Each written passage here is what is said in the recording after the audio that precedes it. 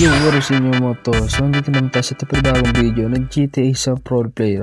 Mga tol. So, tuturuan ko lang kung paano nga ba maka-access sa data, no? Kung wala kayo sa archiver kasi mga tol, is walang access.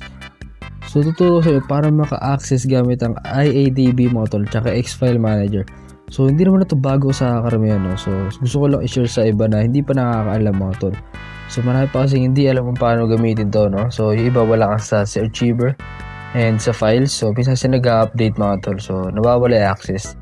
So, kaya mga tol, turo sa inyo sa napakadaling paraan kung paano kayo makaka-access ulit sa data nyo. So, kailangan nyo lang i-download tong IADB tsaka X-File Manager, no? So, hindi pala siya Explorer. So, medyo bulol tayo sa R. So, napakadali lang naman na itong i-setup mga tol. So, syempre, huwag nyo muna kalimutan mag-subscribe and like. At huwag na ito patagalin mga tol. Let's go! Mga tol, sa napakadaming apps na nakikita nyo dyan. So, ang kailangan lang natin dyan is itong IADB tsaka X-File Manager mga tol.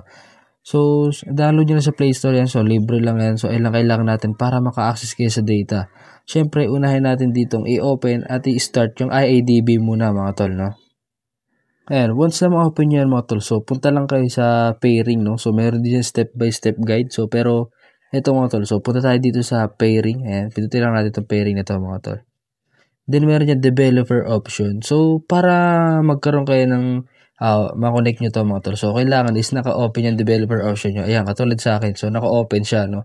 So, kailangan naka-open yung mga tol para ma-access nyo yung wireless debugging. And ito, turo sa inyo kung paano i-open yung developer option, no? So, punta lang sa about phone and version ito. So, version mga tol and build number. So, depende kung nasan yung build number nyo. So, ayan, pindutin nyo lang ng marami yan hanggat mag-open yung developer option. So, akin kasi hindi ko na pwedeng open. So, naka-open na siya, no? Okay na siya. And balik na tayo dito sa IADB mga tol. So, dito, punta lang kayo sa wireless debugging. So, hanapin nyo lang. So, doon nyo kasi i-connect yung code mo or i-pair mga tol, no? Ayan, pindutin natin yan din. Pair device with pairing code.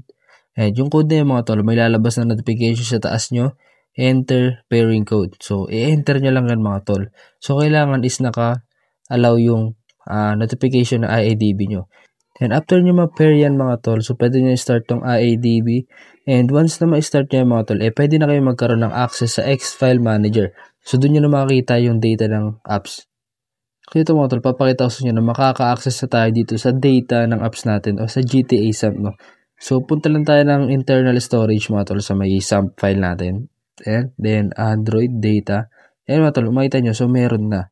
Ayan, yung SAMP, com.samp. Basta, ayan. So, makita nyo na meron na siyang, mga tol. So, may access sa data, nakikita na yung mga files ng apps.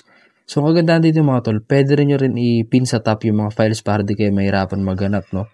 So, ganoon lang mga tol. And kung gusto nyong malaman kung paano makapag-mod, kung may access na kayo dito, so paano mag-mod, kung may access ka na sa data mga tol. Ito, may tutorial tayo dyan. So, pindutin nyo lang itong video na to mga tol. Hanapin sa YouTube natin. Then, panoorin nyo. So, ganoon lang kadali i-set up yung mga tol. No? So, basic na basic lang.